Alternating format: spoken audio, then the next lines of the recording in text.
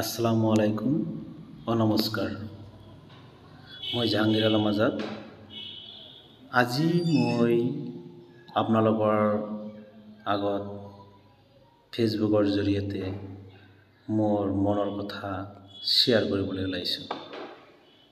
সেই মনৰ কথাটো হ'ল সংস্কৃতি মানে কি? সংস্কৃতিনো কি? মানৱ সমাজৰ জ্ঞান, বিশ্বাস, ৰীতি নীতি, আচাৰ ব্যৱহাৰ, নৈতিক উৎসৱ অনুষ্ঠান, আইন কানুন, শিল্পকলা আৰু বৌদ্ধিক উৎকৰ্ষ সাধনৰ আন দিশবোৰ সামৰা সামগ্ৰিক ৰূপেই হ'ল সংস্কৃতি।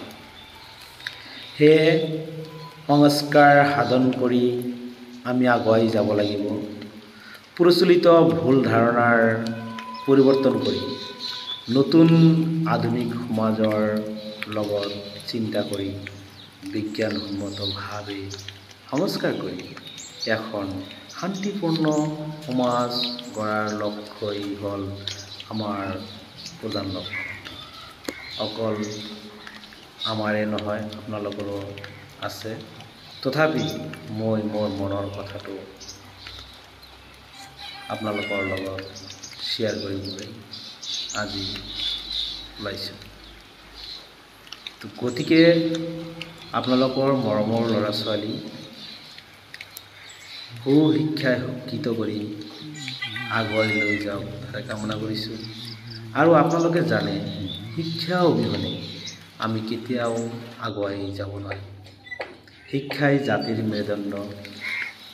শিক্ষা এনেকুৱা হৈ গৈছে বৰ্তমান, শিক্ষা অবিহনে আমি কেতিয়াও আগুৱাই যাব নোৱাৰোঁ। অক্সিজেনৰ নিচিনা হৈ গৈছে। সেয়ে আপোনালোকৰ মৰমৰ ল'ৰা ছোৱালী আধুনিক শিক্ষাই শিক্ষিত কৰি ভাল সুনাগৰিক আৰু ভাল মানুহ হিচাপে গঢ় দিব পাৰে। আৰু আমি সেই ভাল মানুহ হিচাপে গঢ় দিয়াৰ আমি এজনকৈ কৰ্মী হিচাপে যাতে আমি আপোনালোকক সহায় সহযোগিতা, আপোনালোকৰ ল'ৰাৰ কাৰণে সহায় সহযোগিতা কৰিব পাৰোঁ, তাৰে উদ্দেশ্য লৈ আমাৰ ডাক্স একাডেমি পৰিয়াল তৰফে আপোনালোকক সহায় সহযোগিতা কৰিব। আৰু আপোনালোকেও আমালোকক সহায় সহযোগিতা কৰক। এনেকৈ সহায় সহযোগিতা কৰিলে আমি ভৱিষ্যতত আগুৱাই যাব পাৰিম বুলি আৰু এখন বিজ্ঞানসন্মতভাৱে সংস্কাৰ কৰি এখন শান্তিপূৰ্ণ সমাজ গঢ় দিয়াৰ প্ৰয়াস কৰি যাম আৰু আপোনালোকেও কৰিব। তেতিয়াহে এখন শান্তিপূৰ্ণ সমাজ সৃষ্টি হ'ব।